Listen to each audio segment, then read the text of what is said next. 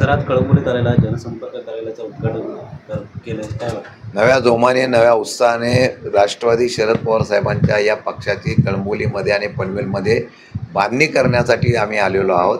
मला वाटतं की मी अध्यक्ष झाल्यानंतर प्रथमतः येत असताना, मी अनेक वेळा इथं आलेलो आहे, पण प्रथमतः येत असताना आमचे अध्यक्ष सतीशजी पाटील यांनी संपर्क कार्यालयाचं उद्घाटन माझ्या हस्ते घेतलेलं आहे. आता एक आत्मविश्वास घेऊन या संपर्क कार्यालयातून आम्ही कामकाज करणार आहोत आणि पनवेल महानगरपालिका असेल किंवा पक्ष बांधणीच्या बाबतीमध्ये इथून चांगल्या प्रकारची सुरुवात आणि मजबूतीने पक्ष उभा राहिला याला मला विश्वास आहे. माणिकराव कोकाटे यांना मुख्यमंत्र्यांनी फक्त समज दिलेली आहे, याचा मेसेज वेगळा जाऊ शकतो का इतर मंत्री? भीती राहणार नाही, मंत्र्यांना भीती राहणार नाही, आपल्यावर काही कारवाई होत नाही अशा प्रकारचा संदेश जाईल. मागच्या 2.5 वर्षामध्ये जे पाहिलं ते पुढच्या येणाऱ्या काळामध्ये तसंच पाहण्याचे आम्हाला आणि महाराष्ट्राच्या जनतेला दुर्दैवाने पाहावं लागणार आहे.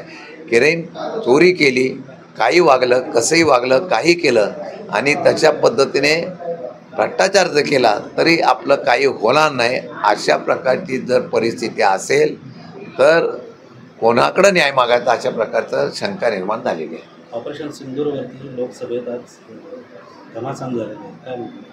हे ऑपरेशन सिंदूरमधल्या विरोधकांनी पण काही मुद्द्यावर बोट ठेवलेलं आहे. त्यामध्ये कशा प्रकारच्या त्रुटी दाखवलेल्या की तिथे सिक्युरिटी का नव्हती, काय असे बरेच प्रश्न निर्माण झालेले आहेत. आणि ह्या सगळ्या प्रश्नाकडे बघता आता हा काय राजकीय विषय नाही आहे, पण राजकीय विषय असताना कोणत्या पक्षाने त्याचं श्रेय घेणं बरोबर नाही. आता काल मला कळलं 26/11च्या बाबतीमधला उल्लेख केला गेला. 26/11ला झाल्यानंतर तिथं लगेच अतिरेकी मारले गेले होते. एकाला तर फाशी देण्यात आली होती जिवंत पकडून, पाकिस्तानचा चेहरा त्याच्यामध्ये उघड केला होता.